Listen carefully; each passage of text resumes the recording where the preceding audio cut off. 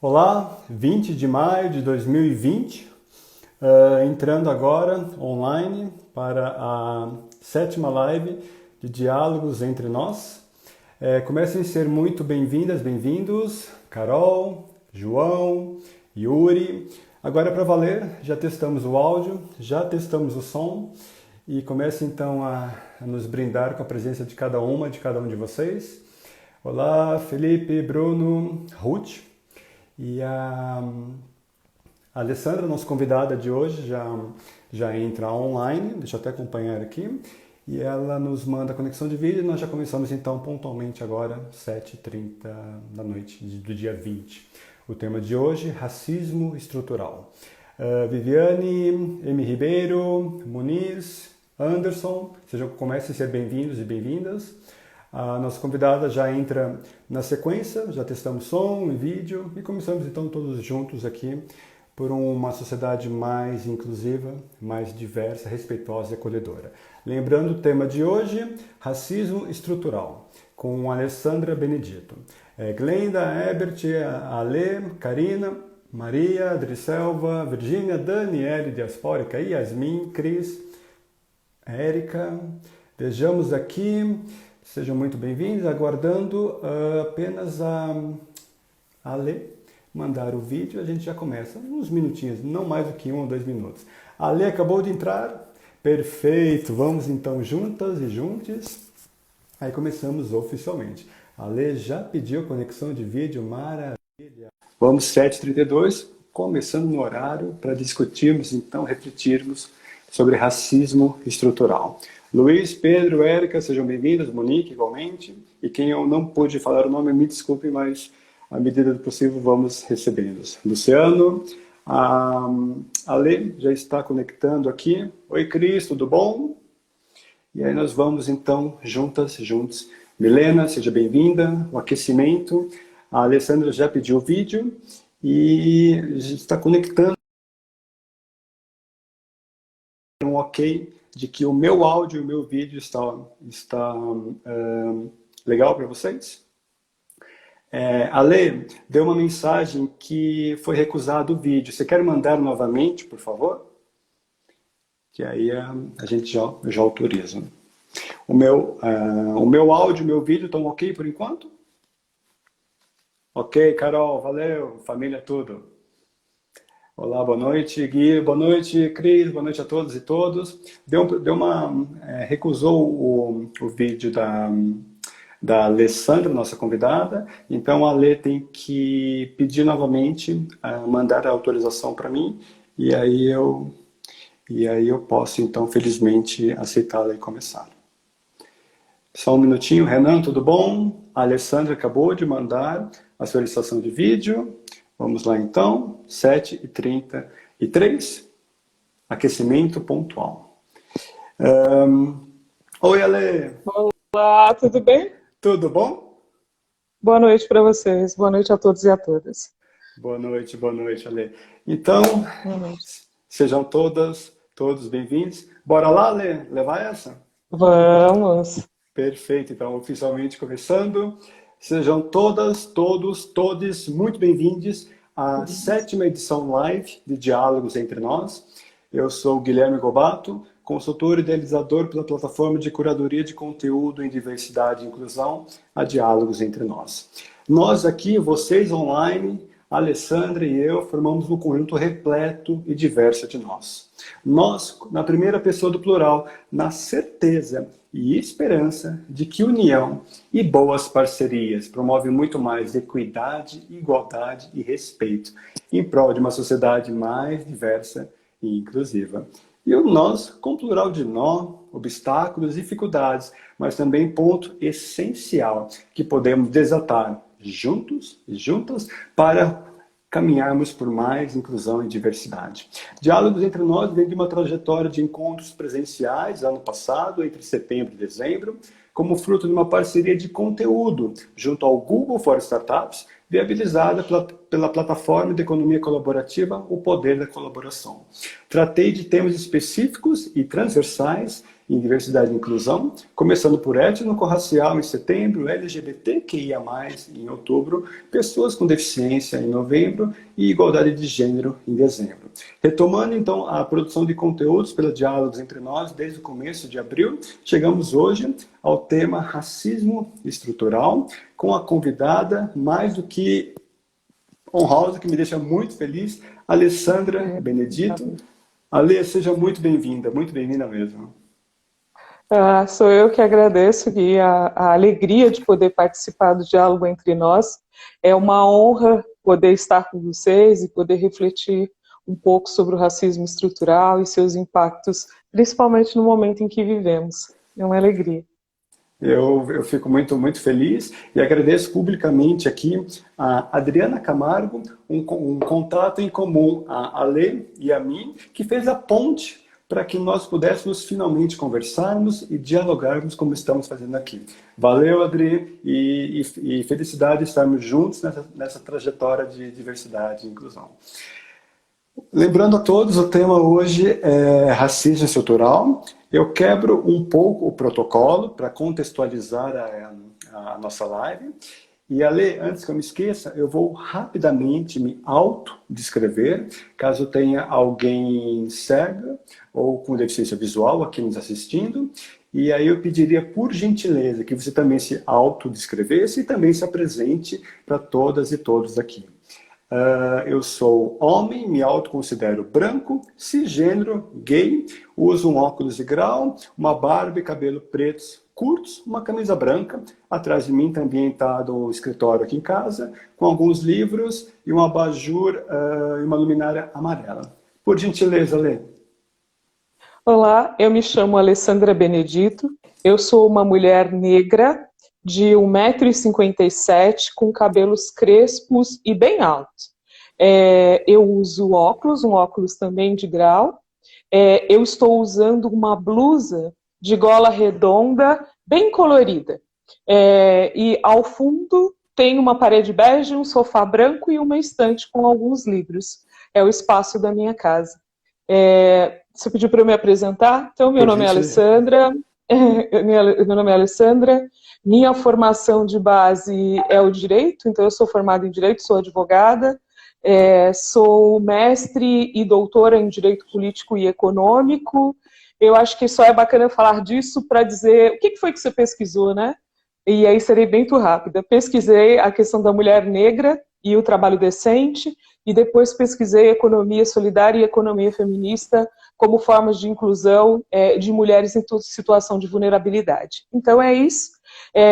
Eu sou professora universitária nas áreas de direito do trabalho e na área de inclusão e diversidade, e atualmente sou coordenadora do curso de direito do Mackenzie Campinas. Então é isso que estou e sou temporariamente. Perfeito, muito obrigado, gratidão, Ale. E agora, então, quebrando um pouco do protocolo, onde eu tradicionalmente começo a contextualização do tema de cada uma das noites, das quartas-feiras, com dados econômicos, recortes de gênero e raça, ou outros possíveis, eu trago aqui, então, peço licença e para entrar junto com vocês, para trazer um poema protesto que muito provavelmente vai fazer sentido a cada uma e a cada um de vocês. Ale, vamos junto então nessa problematização. Vamos. A cada 23 minutos, mais uma mãe preta chora. Coração apertado e ele só foi jogar bola. Se estiver atrasado devagar, não corre agora. A polícia não viu que era a roupa da escola? Necropolítica é isso. Te incomoda? Mambembe me ensinou e eu tô repassando agora. Cheguei falando alto, agora estou fazendo alarde. Espero que entenda e comece a sua parte, porque não vai chorar sua mãe, nem vai chorar a minha. Povo preto se armando com a palavra e a escrita. Não vai chorar sua mãe, nem vai chorar a minha. Povo preto se armando, conhecimento é a saída. Este protesto, post, eu consegui no Instagram da Potências Negras e assinado por Bia Ferreira e eu fico muito emocionado e tocado porque ele diz menção, foi publicado ontem, devido à execução do jovem João Pedro, 14 anos, assassinado pelo Estado no município de São Gonçalo, no Rio de Janeiro. E aí nós sabemos, Ale, que narrativas são invisibilizadas e inviabilizadas e que a cada, infelizmente, 23 minutos, um jovem negro neste país é executado. Não há balas perdidas, há balas achadas em corpos negros. Eu aqui faço publicamente uma homenagem à memória de João Pedro e também em homenagem ao filho Rodrigo Raposo, de Nívia Raposo, que está aqui nessa sala, que eu tive o prazer de conhecer ano passado e cujo filho foi tirado nas mesmas condições há 5 anos atrás. Respirando, vamos lá então. Ale, eu finalmente, o assunto é muito difícil e eu peço licença para continuar nessa pegada. Baseado então na sua compreensão sobre racismo estrutural e com base nessa problematização muito dolorosa e real de vidas que são invisibilizadas por uma questão racial e às vezes uma questão de gênero num país que forma a maior população negra fora da África. Então, eu gostaria de pedir a você inicialmente que nos brinde com as suas reflexões acerca do que é racismo estrutural, o tema da live desta noite, e que por gentileza, traga reflexões que nos faça compreender a que ponto chegamos e o que nós podemos esperar enquanto sociedade brasileira. Por gentileza, Ale. Eu agradeço aqui a oportunidade e vamos começar a falar, né? Eu acho que falar de João Pedro é falar de João Pedro e é falar de tantos outros meninos e meninas que perderam a vida sem sequer entender que seus corpos foram alvejados simplesmente porque a pele deles era negra, né? E o quanto isso definitivamente impacta e diz quem somos e quais foram os valores que nos constituíram. Acho que o primeiro passo é entender que as instituições elas são racistas e que se as instituições são racistas, elas são racistas porque a sociedade é racista.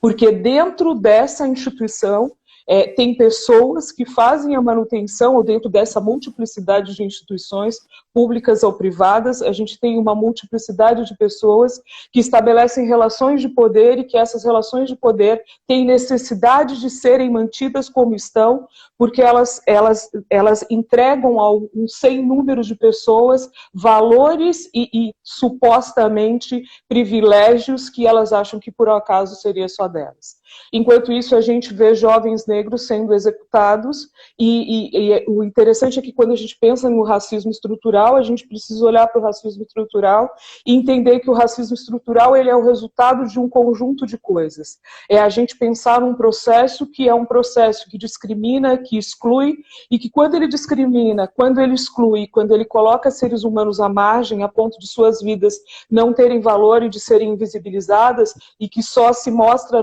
na lágrima que cai do rosto de uma mãe que, ao ser abordada também por uma instituição, o repórter pergunta para ela o que ela fez de errado para que aquele filho esteja ensanguentado no chão, ao invés de se compadecer porque é a dor de mais uma mãe que perde o filho, né? Dentro dessa perspectiva, quando a gente olha para o racismo estrutural, a gente precisa lembrar que o racismo estrutural, ele parte do pressuposto que a gente vive numa sociedade que é racista e que a gente vive numa sociedade que naturaliza os processos de exclusão, que naturaliza quem é que pode sentir que tipo de dor, né? E quem é que vai sofrer mais ou sofrer menos com essa dor. E que pouco se preocupou ao longo da história em cuidar para que essas dores e para que essas sequelas de alguma forma fossem equacionadas. Então, quando a gente fala de violência, e principalmente quando a gente fala de violência urbana, olhando para a questão do racismo estrutural, eu acho que é importante a gente entender no pós-escravidão, no pós-abolição, como é que a população negra ela é colocada nas ruas, né? Como é que essa população negra passa a viver. Ela também foi colocada à margem porque, afinal de contas, o processo de renovação social ou de embranquecimento não cabia à população negra nele. E, de repente, ela ficou ali à margem e trabalhando como sempre trabalhou, já não na condição de escravizados, mas de semi-escravizados, ou no trabalho análogo a escravo, como a gente conhece hoje. E, infelizmente, tudo isso fez com que a estrutura das cidades e com que o processo de urbanização colocasse grande parte da população negra também à margem, vivendo nas comunidades, vivendo em situação de precariedade e de informalidade. Hoje, a gente tem aproximadamente 30 milhões de pessoas que não têm acesso à água potável e não têm acesso a saneamento básico. A maior parte dessas pessoas que ocupam esses lugares nas periferias são pessoas negras. E, em regra, mais do que ser pessoas negras, são mulheres negras.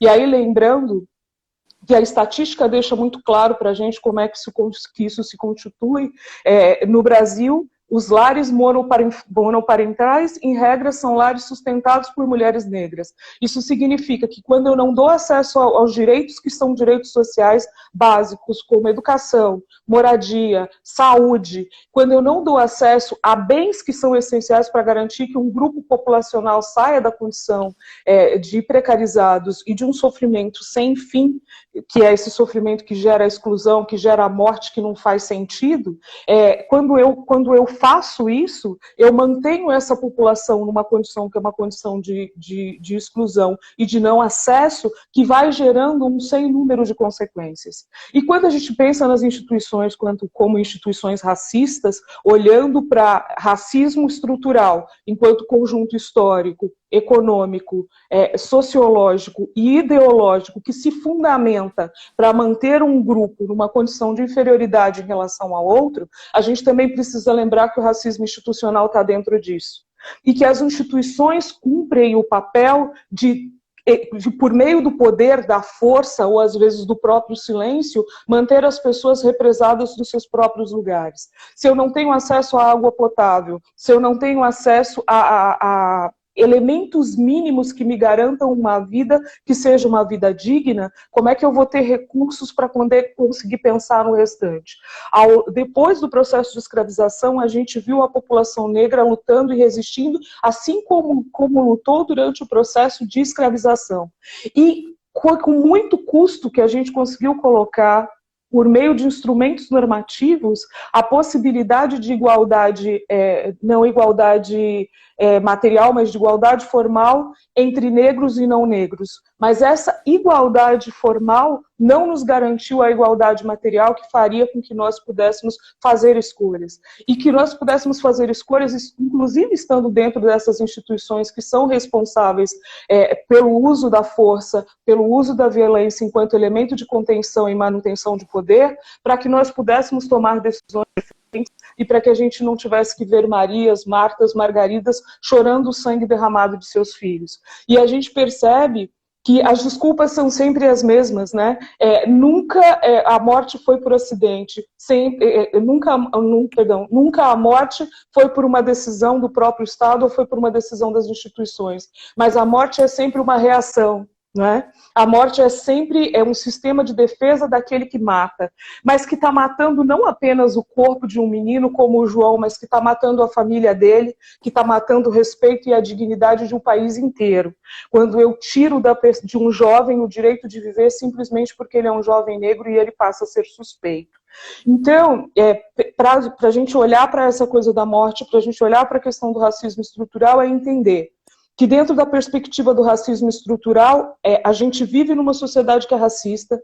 Viver numa sociedade que é racista fez com que essa sistemática tornasse natural uma série de coisas que não tem nada de natural, que é um processo naturalizado, que faz a manutenção do poder, que faz a contenção de um determinado grupo humano, e que a gente está falando de mais de 54% da população. A gente não está falando de um grupo minoritário e mesmo que estivéssemos, eles mereceriam respeito. Né? A gente está falando de um grupo que é de mais de 57% da população e que não tem acesso a escolhas, que vive à margem sem poder gozar da água do rio, sem poder tomá-la em abundância e fazer pontualmente escolhas. E assim a gente vai perdendo vidas, né? E dentro desse processo de urbanização mesmo, que acabou levando a população negra para as periferias e que acabou levando a população negra para as comunidades, a gente percebe o impacto disso sobre as vidas humanas, na verdade, se acumulando, né? Porque agora, para além do medo da morte pelas instituições que matam e dizem que matou porque houve a reação, hoje você tem a morte também agravada pelo silêncio de um vírus que afeta a humanidade toda, mas que afeta de forma contundente aqueles que não têm condições de viver com o mínimo para garantir sobrevivência, de viver com o mínimo para garantir que, efetivamente, essas pessoas têm um direito à escolha. Eu acho que é isso, não sei se eu respondi. Vamos tocando aí. Uau, que aula, que brinde ao conhecimento, às experiências acumuladas e quão necessário é nós, como um conjunto repleto e diverso de nós, sejamos pessoas negras, pessoas brancas, de qualquer etnia, de qualquer orientação, de qualquer identidade de gênero. É algo que nos afeta enquanto sociedade que somos. É algo que nos afeta enquanto pessoas que não promovemos como um todo uma sociedade acolhedora, uma sociedade digna, uma sociedade respeitosa, cujos filhos, invariavelmente de mães negras, podem ser tomados muito frequentemente como criminosos em potencial, muito antes de saber quais são as suas narrativas, quais são as justificativas. E aqui, Ale, eu faço um pequeno adendo, que reagir é preciso. Eu ouvi isso no Fórum de Igualdade Racial ano passado, em BH, com lideranças nacionais contra o racismo, e não há como não nos solidarizarmos novamente a tantos João Pedros, a tantos Rodrigos, a tantas Marielles e Marias e Cristinas, cujas mães, famílias morrem em vida com a perda injustificada de seus filhos no sistema que meio que oficializa o racismo estrutural. Ale, eu acho que não há como não falarmos da história, não há como não falarmos de onde viemos e para onde vamos. Eu trago aqui elementos que foram compartilhados com a convidada Daniele Almeida há 2 semanas atrás, nessa mesma live, numa mesma quarta-feira. E Daniele, sobre o tema Diáspora Negra e Ancestralidade, ela nos fez refletir a partir da figura de Sankofa. Eu tenho aqui até uma imagem para poder ilustrar para vocês. Sankofa é uma adinkra. A adinkra é um conjunto de símbolos que transmitem significados. E observem, caso a imagem permita, que Sankofa é uma ave idealizada olhando para trás, enquanto seus pés estão posicionados à frente. O que significa isso? Que nós devemos, de fato, considerar ancestralidade, saberes e conhecer e ter a possibilidade de valorizar de onde viemos para que nós possamos ir adiante. Aí ele lança um desafio, Ale. Com base na nossa história, caso fosse possível reescrever um fato histórico a partir de uma data específica, que data é essa? 14 de maio de 1888, aquele day after, após, entre aspas, a abolição da escravatura. Eu gostaria que você, então, nos trouxesse as suas reflexões sobre como você poderia reescrever a história e quais fatos seriam oportunamente privilegiados. Por gentileza, Alene. Eu acho que a primeira coisa seria permitir que a população negra conhecesse a sua identidade, né? Eu sou uma mulher negra que não conheço de que lugar da África os meus ancestrais vieram. E qualquer outro grupo populacional com o qual a gente conviva, e eu me lembro muito da minha infância, e talvez que a população negra sabe exatamente o que é isso, de onde vieram seus avós? Provavelmente as pessoas dizem, bom, meu avô veio da Espanha, minha avó era italiana, o meu fulano, e todo mundo sabe de onde veio e possivelmente conhece os hábitos, conhece a cultura, conhece a sua história. Nós viemos da África, nos arrancaram de lá e não nos deixaram construir uma identidade que fosse uma identidade própria da população negra. E essa ideia da identidade enquanto nação. se eu pudesse reconstruir essa história, o povo negro seria efetivamente parte dessa nação desde o momento em que ela se constitui, ou que ela se constituiu, ou nesse constituir que é um constituir permanente, né? Porque, de novo, quando a gente fala de racismo estrutural, a gente precisa lembrar que a estrutura do racismo, ela vai se consolidando, na verdade, historicamente, em cada um dos movimentos que essa sociedade faz, né? O racismo é uma resposta da sociedade, e é uma resposta da sociedade enquanto elemento de controle e enquanto elemento de manutenção de poder. E que dentro dessa perspectiva histórica, se a população negra tivesse direito a construir uma identidade que conhecesse pontualmente a sua história, e não que ela se sentisse, por muitas vezes, uma criança na escola, infelizmente ainda hoje, ela se sente envergonhada de África, porque o que é a África, né? Quantas vezes a gente conversa com pessoas adultas e ela não consegue entender que a África é um continente repleto de diversos países, com culturas, com linguagem, com valores, com tudo diferente uns dos outros, e que essa multiplicidade de diferenças, elas correm nas nossas veias, elas permeiam o nosso passado, o nosso presente e o nosso futuro, e muitas vezes a gente precisou se silenciar ou se tornar invisível.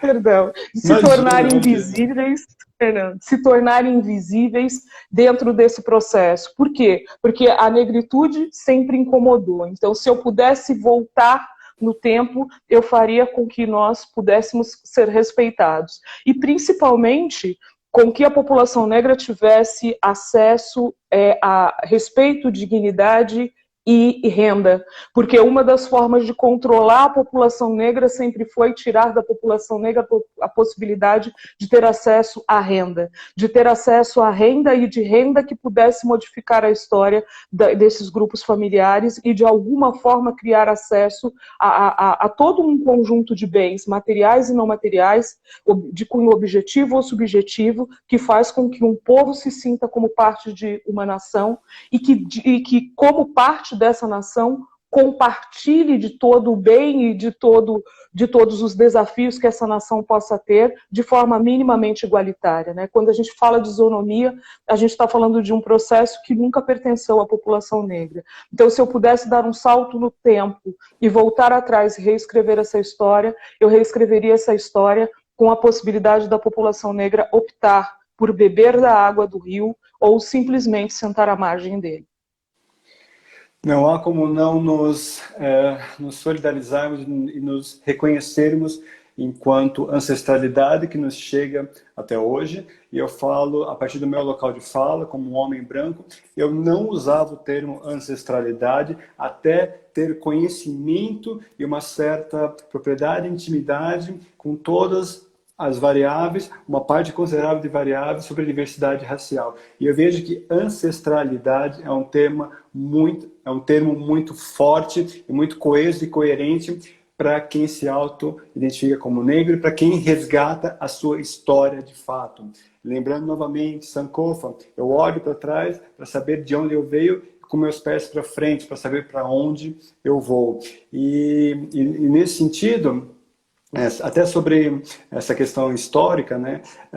O próprio 14 de maio, né? Ali sabemos melhores do que ninguém, e não precisa ser negros para saber, os brancos precisam saber. Fechou-se, as senzalas foram fechadas em 14 de maio de 1888 e ali criou-se o quarto da empregada. Pensemos nisso, a gente vai chegar juntos lá para apagar isso da história e reformular consideravelmente reinterpretações ancestrais.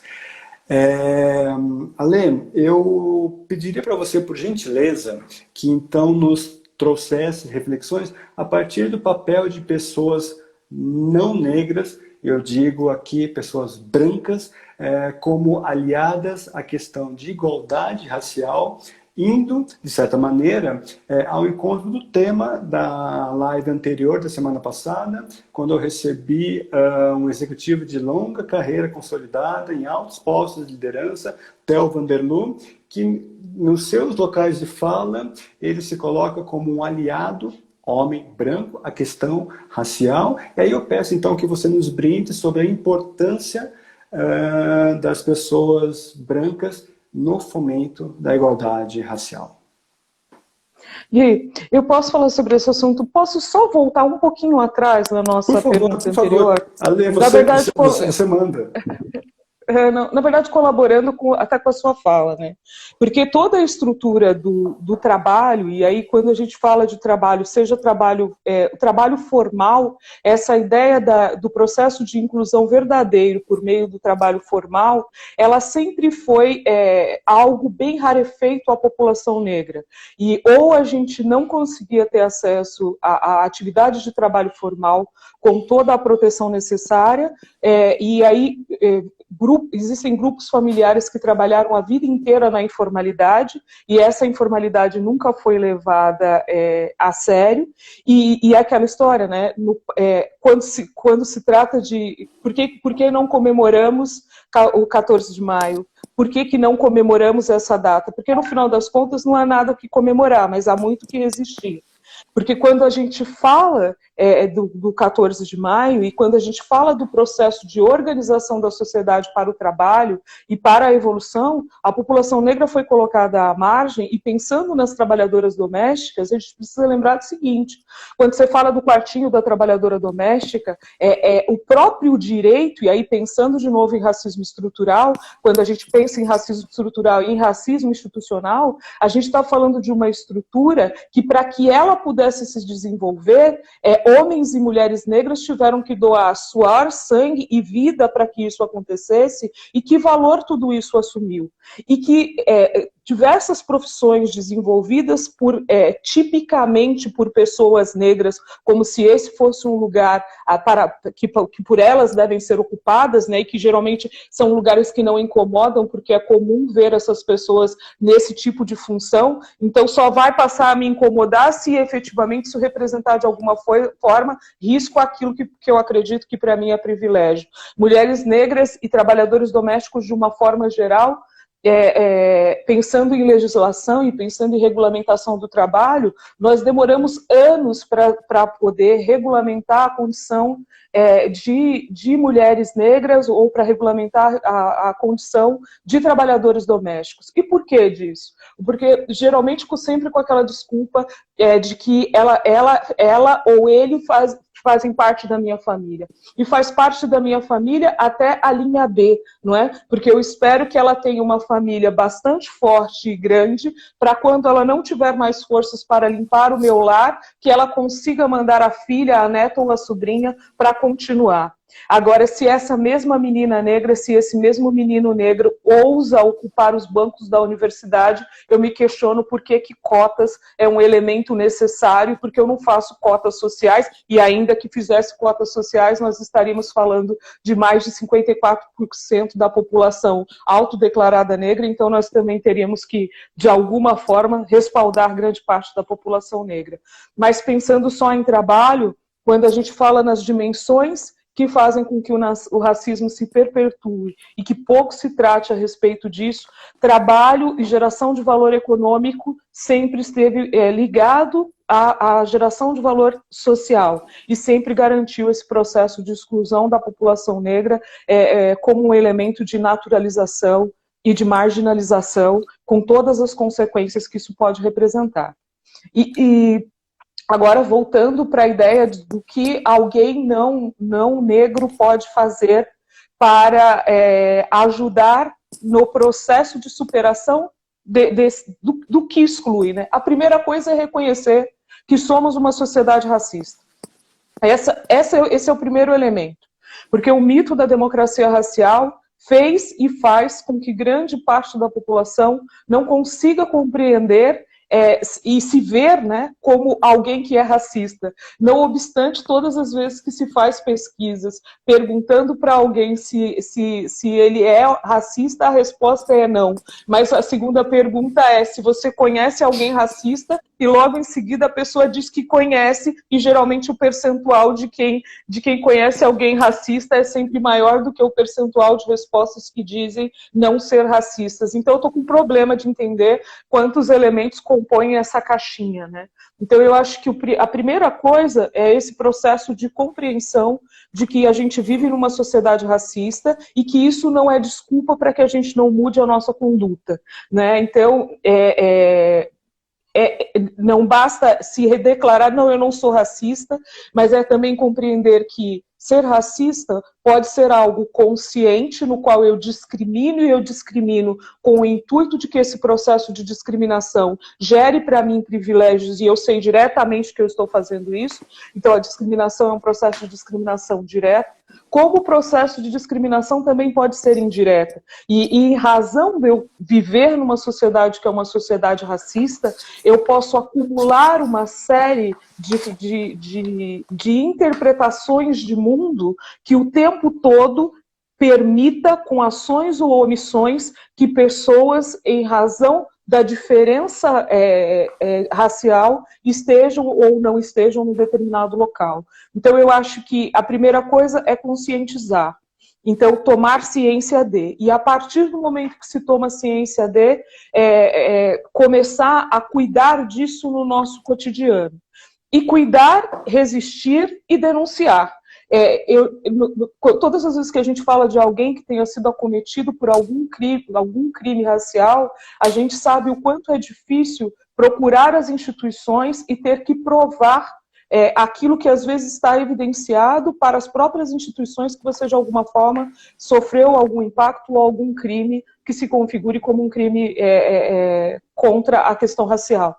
Mas eu não acho que simplesmente punir vai mudar a nossa conduta, mas eu acho que entender que essa responsabilidade é uma responsabilidade enquanto indivíduo, enquanto instituição, enquanto sistema que se mantém, que retro se alimenta de um processo que é um processo de exclusão, pode nos gerar uma transformação.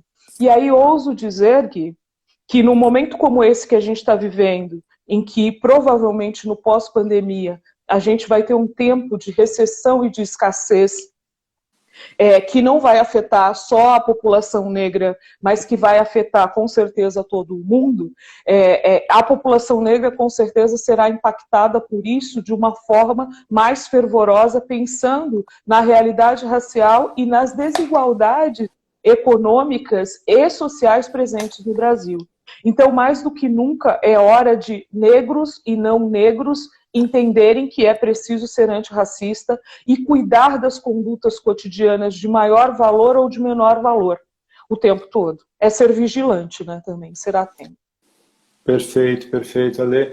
Eu não apenas concordo, como promovo e corroboro a sua conclusão. Não é questão de hierarquizarmos dor, não é questão de entendermos que a dor de quem sofre racismo é maior ou menor do que a dor de quem sofreu uma violência LGBT-fóbica, LGBT-transfóbica, ou quem sofreu uma violência de gênero, mulheres, ou quem sofre qualquer violência enquanto dignidade, acolhimento, enquanto respeito. Nós estamos aqui hierarquizando dores, estamos sim colocando luzes sobre a existência delas, e enquanto dores, cada um sabe o quanto isso significa. E é necessário que nós nos eduquemos, que nós procuremos nos questionar. O dia, há 2 anos atrás, mais ou menos, quando eu fui questionado por um post de timeline qualquer de rede social, quantas autoras negras você já leu até agora?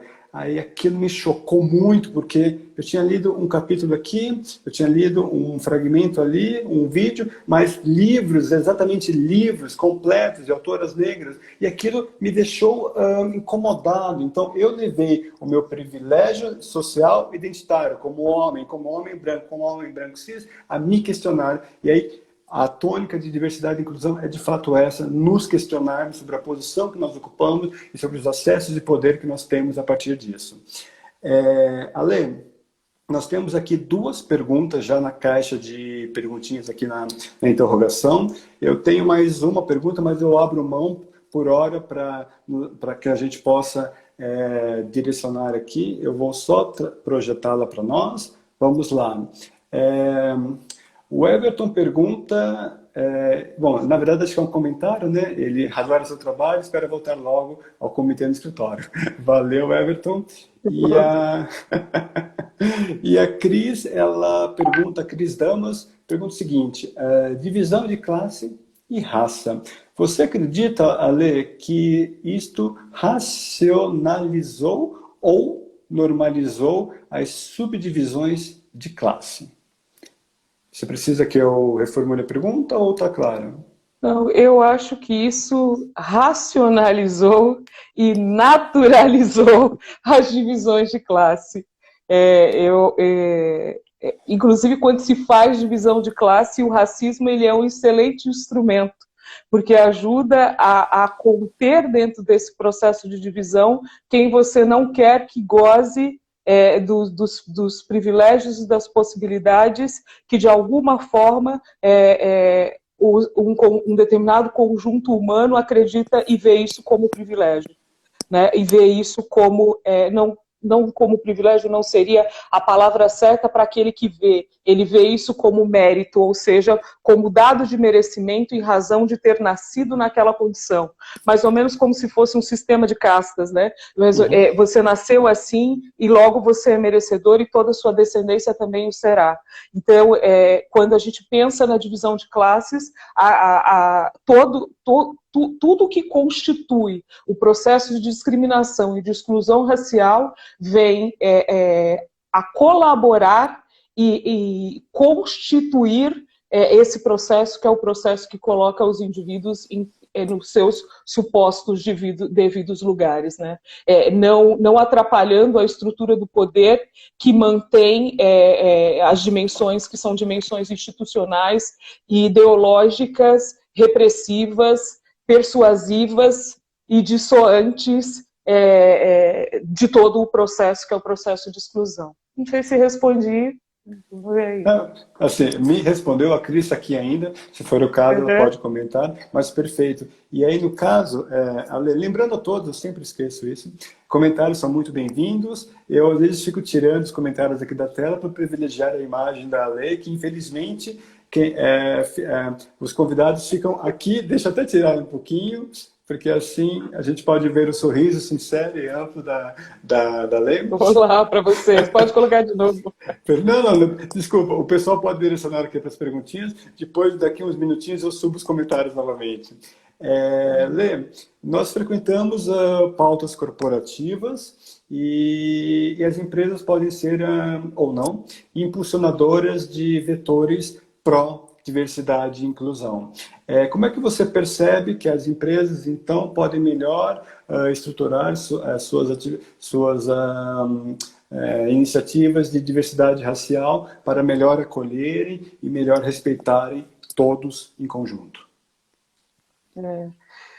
Eu acho que nos últimos anos a gente tem percebido as empresas numa cadência de amplitude da diversidade e entendendo diversidade como um valor real.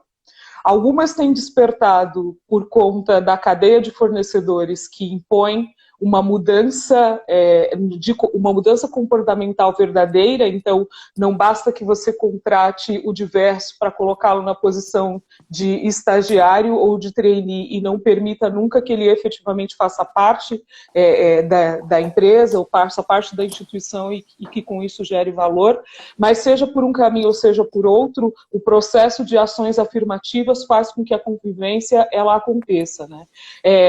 As empresas brasileiras e principalmente os responsáveis por contratação têm uma tendência muito forte em contratar pares, né, em contratar os iguais. E, inclusive, isso acaba eclodindo no momento em que se faz uma solicitação de indicação, as indicações sempre vêm dos mesmos lugares e sempre vão acontecer com os mesmos grupos. Para além disso, algumas empresas têm usado os algoritmos para poder fazer esse processo, que é o processo seletivo. Presta atenção em quem está programando a máquina, porque se quem estiver programando a máquina de alguma forma for cego ou de alguma forma for míope as questões que podem gerar exclusão, né? As questões que de alguma forma possam deixar as pessoas fora de possibilidade de inclusão verdadeira, esses algoritmos vão continuar perpetuando aquilo que os homens faziam em seus processos seletivos. Então, pensando em instituições, as instituições precisam se preocupar com a sua cadeia de fornecedores, mas precisam se preocupar com o que é responsabilidade social e com o que é uma sociedade sustentável. E a partir disso, lembrar que quando eu desloco recursos para esse procedimento, eu, na verdade, não estou tendo custo, mas que eu estou agregando valor. Não dá para se falar em inovação, não dá para se falar em uma sociedade que seja transformada se eu não tiver outros modelos de liderança, se eu não tiver outros modelos de gestão, se eu não tiver um processo que seja um processo inclusivo verdadeiro.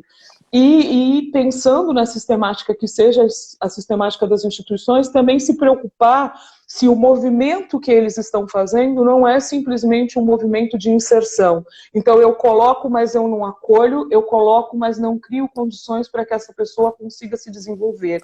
E eu não olho para que grupo que eu tenho, para preparar esse grupo com formação, para preparar esse grupo com o diálogo, para tirar os entraves que podem ser entraves dentro do microsistema que tenham vindo do macro. Afinal de contas, o que constitui as empresas, o que constitui as organizações, são pessoas que compõem uma sociedade com valores que são valores que muitas vezes são valores que geram discriminação e que geram exclusão.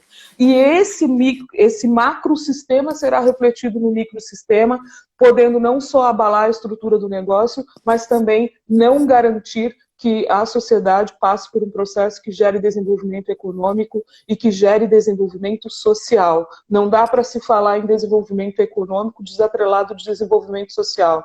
Você não consegue garantir que um país se torne um país desenvolvido se você não cuidar de todas as questões.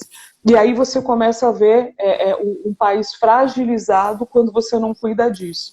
Mas eu acho que tem diversas instituições e muitas empresas trabalhando sim e fazendo um esforço para que esse processo de diversidade seja um processo real e trabalhando seriamente por isso. E às vezes a gente erra, às vezes a gente acerta, mas o que a gente não pode perder nunca é a noção do diálogo. E mais do que isso, pergunte ao diverso o que ele entende como processo real de transformação e de inclusão. Não adianta você ficar pensando no que é melhor para o outro sem perguntar. É o mesmo que eu te perguntasse, Gui, você quer uma massagem? E começasse a massagear os seus ombros sem te perguntar onde dói. E pode ser simplesmente os pés. Não é? Então é muito importante conhecer o que é o processo do outro e conhecer quais são as necessidades, e não só no momento da entrada, não só no momento do processo seletivo, mas durante toda a permanência desse indivíduo dentro da estrutura da organização. E algo que pouco se faz em razão dessa estrutura cega de não se compreender como um microsistema que também exclui, não conversar sobre as razões que geraram as rescisões dos contratos. Cuidado, porque para além do ele ou ela não era tão ágil quanto eu queria, talvez tenha aí um viés inconsciente que tenha feito com que essa pessoa deixe de servir para esta ou para aquela vaga.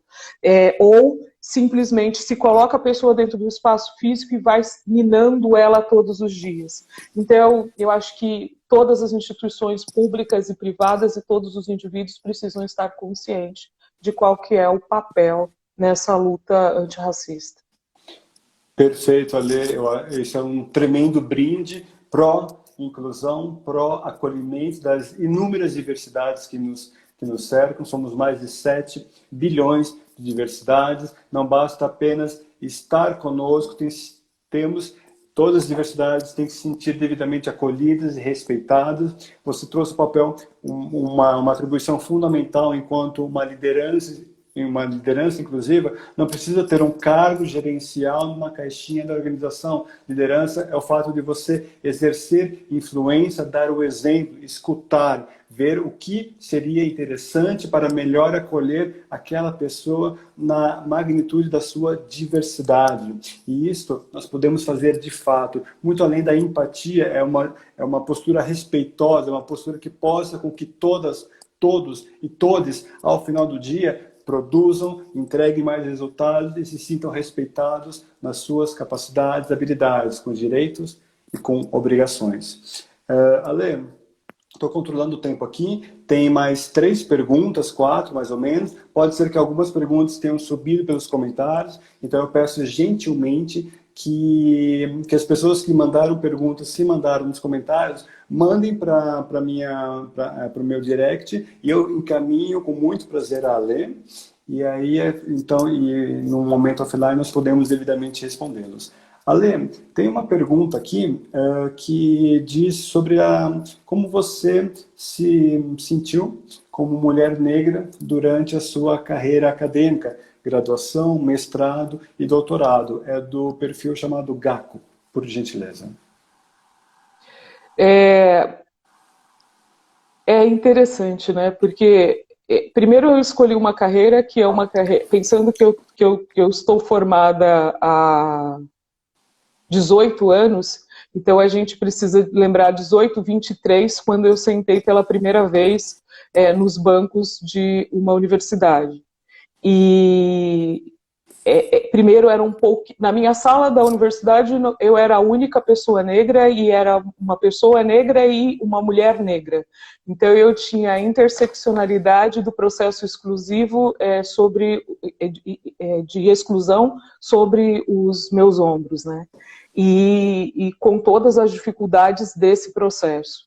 E para além do processo de formação, e aí pensando no processo de formação da Faculdade de Direito, a gente precisa lembrar que a área científica que eu estudei para escolher é uma área onde se procura como referencial de sabedoria, de conhecimento, de competência para resolver os problemas, homens brancos, de preferência de meia idade, para ocupar esses cargos. E aí, o processo de formação foi de muitos desafios em razão disso, mas eu acho que mais desafios do processo de formação foi o processo depois do próprio mercado de trabalho.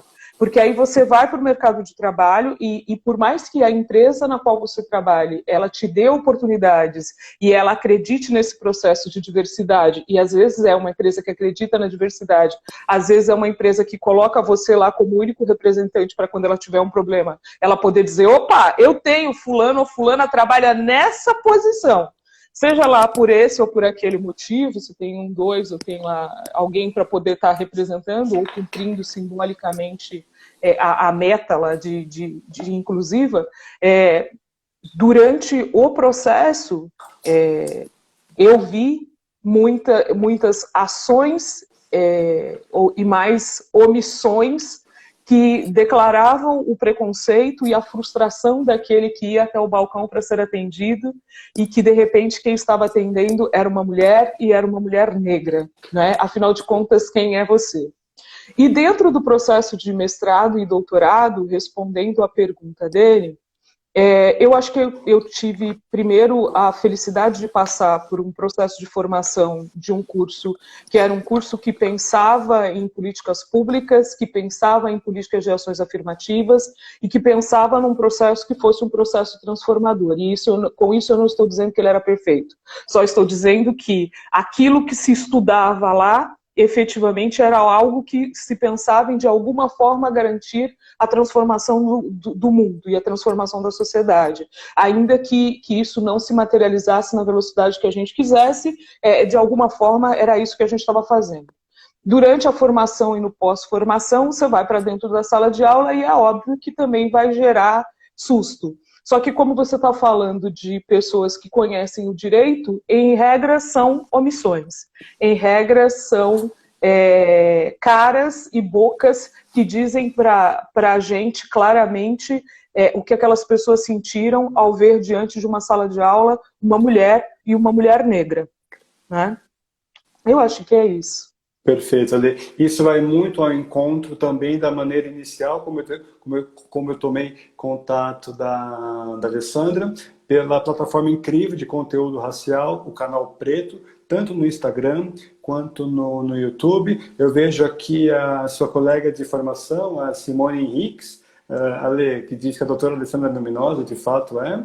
E o Canal Preto Obrigada. tem E o Canal Preto tem diversos depoimentos, narrativas, sempre de pessoas negras, e ali eu conheci numa entrevista muito recente, de alguns poucos meses atrás, o depoimento em primeira pessoa da convidada da noite, a Alessandra, e que realmente faz muito sentido. Aí eu falei, eu preciso conhecê-la, e os astros fizeram com que a gente estivesse aqui juntos hoje à noite. É, Ale, nós temos mais ou menos uns 4 minutinhos, vai aparecer depois um timer aqui. Se você puder nos brindar com as suas reflexões finais, e aí eu daria direcionamento aos próximos assuntos das outras lives, inclusive. Por gentileza, Ale. Eu acho que a primeira coisa, e eu acho que a coisa mais importante que a gente precisa fazer é, quando a gente fala de racismo estrutural, é não esquecer, então, que a gente tem um processo que é histórico, que ele é político enquanto elemento de decisão de organização do poder, que ele é economicamente estruturado e que dentro dessa perspectiva não existe inocência dentro desse procedimento. E que nós, enquanto pessoas que conseguem ter acesso à informação e à formação, temos o dever de garantir que mais pessoas tenham acesso à formação e à informação. Se nós não tocarmos no assunto, as vulnerabilidades vão continuar crescendo e ganhando amplitude e asas para voar e para continuar perpetuando o processo que exclui, que destrói e que mata. E que faz com que tantos Joãos, Pedros, Marielles, Patrícias, Lúcios, Rodrigos morram e que as lágrimas de suas mães não sejam respeitadas, né? Mães que sempre foram gestoras e líderes do seu lar, né? E que esse movimento ele não tem que ser um movimento apenas pelas mãos do Estado, mas que racismo é algo que se consolida no individual, no institucional e em toda a sistemática que constituímos enquanto sociedade. E que não existe raça para além da raça humana. O que existe é manutenção de privilégio. Até quando a gente vai querer conviver com isso? É a pergunta que a gente precisa se fazer urgentemente. No mais, eu queria te agradecer pelo presente de ter dividido esse tempo e as reflexões e agradecer a todo mundo que esteve conosco durante o período da live. Ale, eu não tenho como expressar a gratidão e admiração por você, pelos seus elementos, por toda a simpatia e generosidade em estar conosco aqui, traduzindo do seu tempo pessoal. Gratidão a todo mundo que está presente, nos acompanha desde o início, entrando conforme o tempo. Eu deixo aqui reflexões finais e um aviso a todo mundo, um convite a ler. Nesta sexta-feira teremos uma live extra com o título Minha Cor Chega Primeiro, com a autora do texto de mesmo nome, Fabiola Cristóvão, do Rio de Janeiro, uma jovem mulher negra que vai nos brindar com as suas reflexões autorais sobre a condição de ser uma mulher negra e jovem no Brasil. E, inclusive, um convite a todo mundo para que na próxima quarta-feira possamos explorar um gancho a partir do racismo estrutural, e o tema será racismo religioso, com Rodney William Babalorixá, antropólogo e doutor em ciências sociais. E eu deixo para vocês aqui, temos 1 minutinho e 30, dá tempo, uma reflexão, a mesma reflexão que eu terminei a live passada e que faz muito sentido hoje igualmente. A maior armadilha do racismo é a negação da nossa identidade. E a maior estratégia de combate ao racismo é a afirmação de nossa identidade. Por isso, a luta contra o racismo é uma luta de todos que acreditam ser possível escrever uma nova história. Benilda Brito e Valdecir Nascimento, no livro Negras Inconfidências, E com isto eu, mais do que eu agradeço a todo mundo. Ale, novamente, lhe agradeço muitíssimo pela Eu que gentileza, agradeço, querido. pelos elementos e por estarmos aqui juntos construindo uma sociedade que de fato nós acreditamos, inclusiva, respeitosa, sejamos mulheres negras, sejamos homens, sejamos qualquer uma das 7 bilhões de diversidades. Obrigada. Obrigada mesmo.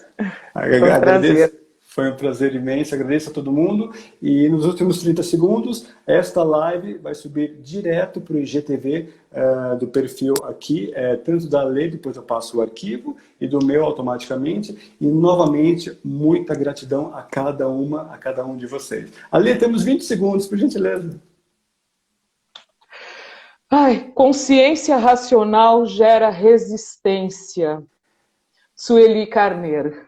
Okay? Grande Sueli Carneiro, que conquista corações e espaços. Vai cair agora. Um grande beijo e abraço. Valeu, Ale. Tchau, até mais. Tchau, até mais, pessoal. Tchau, tchau.